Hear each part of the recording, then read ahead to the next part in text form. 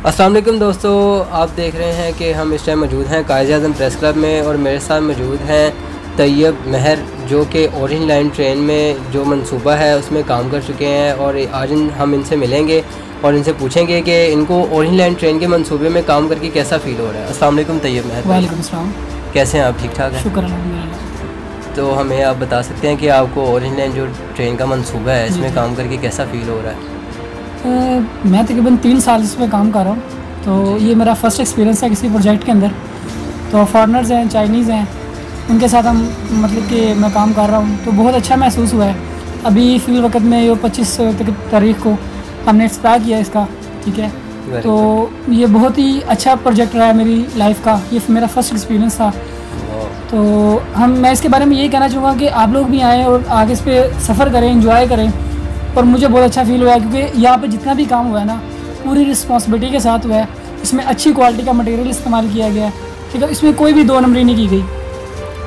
ठीक हो गया। ओरिएंट लाइन ट्रेन का जो मंसूबा है इस टाइम बहुत ही ज़्यादा तेज़ी से चल रहा है और काफ़ी लोग इसमें सफ़र कर चुके हैं इस टाइम। यानी कि न्यूज़ में देखने को मिलता है कि रोज़ लोगों की बहुत बड़ी तादाद जो है ओरिएंट लाइन ट्रेन के मंसूबे की तरफ बढ़ रही है और इसको चेक कर रही है कि कितना ज़्यादा मज़ेदार सफ़र है और लोग इसको एंजॉय कर रहे हैं। तो आपने इसको एंजॉय किया है या नहीं? बस अभी आप बस काम करके? नहीं, हमने भी इंजॉय किया है। काम के दौरान हम लोगों ने इसमें सफ़र किया है। हमारे एक स्टेशन से दूसरे स्टेशन पर जब हमारा कोई काम होता था ना, तो हम इसी में सफ़र करते थे। तो अभी कुछ वक्त के लिए हमें इन्होंने बैक किया हुआ है पीछे। इसकी वजह यह है कि कोरोना वायरस की वजह से ना हमारी जो तादाद थी वो बहुत ज़्यादा थी, तो जिसकी वजह से उन्होंने कुछ लड़कों को डिपार्ट ए में भेज दिया है, यानी कि कराची भेज दिया हुआ है। और कुछ लड़के जो है ना वो इधर ही रखे हुए हैं। उन्होंने हमें कुछ देर के लिए उन्होंने छुट्टी पे भेजा हुआ है, ताकि जैसे ही वायरस थोड़ा सा कंट्रोल में आता है तो फिर ही हमें वापस ड्यूटी पे बुलाएंगे। ओरिएंट लाइन ट्रेन का मंसूबा बहुत अच्छा है, बहुत लोग इसको ना अप्रिशिएट कर रहे हैं और बहुत खुश भी हैं कि ये पाकिस्तान में भी इस तरह का जो मंसूबा है वो मंजूर हो गया और ये बहुत तेज़ी से चल रहा है। तो आप बताएं कि ये ओरिएंट लाइन ट्रेन के मंसूबे में आपको सबसे बेस्ट काम कौन सा लगा और आपको सबसे ज़्यादा चीज़ वहाँ की क्या पसंद आई? मुझे सबसे ज़्यादा अच्छी जो चीज़ लगी है उसमें जो चाइनीज़ है ना, वो अपने पूरे टाइम के मुताबिक टाइम टेबल के हिसाब से काम करते थे।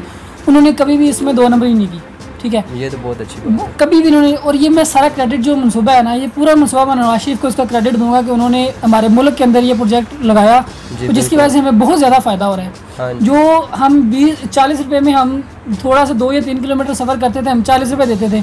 अब 26 किलोमीटर सफ़र करने के बाद हमें सिर्फ 40 रुपये देने होते हैं, जबकि हर स्टेशन टू स्टेशन भी हमें 40 रुपये ही देने हैं। बिल्कुल ऐसे ही।